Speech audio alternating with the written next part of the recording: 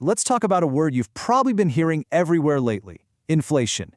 It's this invisible force that's constantly working on your wallet, your savings, and your future. So today we're going to break down exactly what it is and, way more importantly, what it all means for you.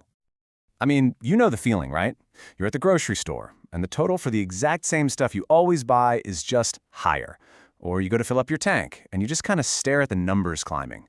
Well, that's not just in your head. That feeling, it's very real, and it actually has a name. Let's break this down with a super simple example. Imagine you buy something today, and it costs you 10 manots. Now, fast forward 1 year. You go to buy that exact same thing. Nothing's changed about it, but now the price is 12 manots. The product is the same, but the money you need to get it has gone up. That, right there, is inflation in a nutshell. So the official term for this is, of course, inflation. But what does that really mean? It's basically a decrease in the purchasing power of your money. It's a fancy way of saying that every single dollar, euro, or manat you have buys a little bit less today than it did yesterday. Your money just doesn't stretch as far. So here's our game plan for this explainer. We've kind of covered the basics. Next up, we're going to dig into why prices are always on the rise. Then, we'll look at who actually wins and who loses when it comes to inflation. And finally, we'll talk about what you can do to protect yourself. So, what is actually driving these prices up? I mean, it's not random, right? Economists have pretty much narrowed it down to 4 main culprits that give us the whole picture. First up, there's just more money flowing through the economy, but the amount of stuff you can actually buy, all the goods and services, hasn't really kept up. Think about it like an auction. If everybody in the room suddenly gets a pile of extra cash to bid with, what happens to the price of the art? It goes way up. It's the classic case of too much money chasing too few goods. Okay, reason number 2.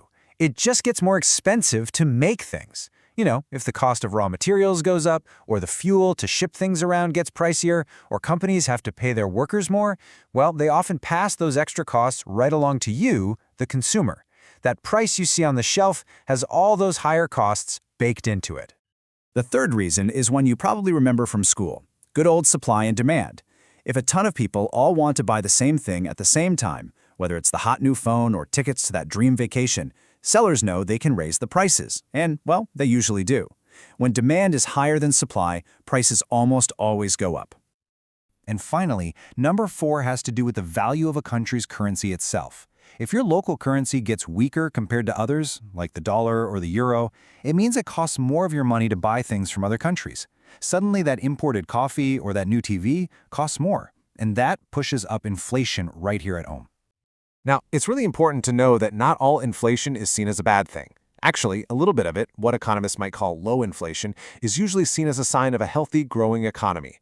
The real trouble starts when you get to high inflation, where your money's value drops fast, or, in a nightmare scenario, hyperinflation, where prices can literally change by the hour.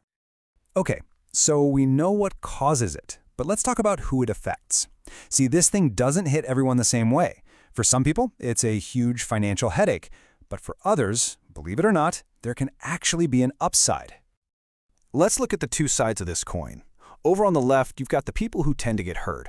We're talking about folks on a fixed income, like retirees whose monthly check stays the same even as prices go up.